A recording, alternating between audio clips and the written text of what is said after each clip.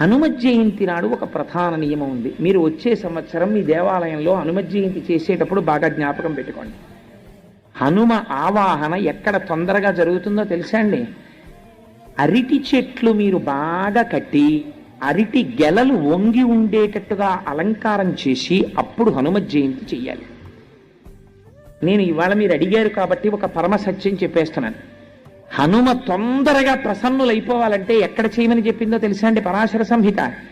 అరటి తోటలోకి వెళ్ళి హనుమ యంత్రం కానీ హనుమ బొమ్మ కానీ హనుమ అని రాసి కానీ మీరు అక్కడ పెట్టి మీరు కానీ ఆ రోజున ఉపాసన చేశారా అరటి తోటలో, ప్రత్యక్షమైనటువంటి స్వరూపంతో స్వామి వచ్చి తీసుకుని తీరుతారన్న భయం ఇచ్చింది సంహిత. అన్నిటికన్నా ఆయన తొందరగా ప్రీతి దేని వల్ల పొందుతారో తెలుసా అండి? అరటి పండుగ.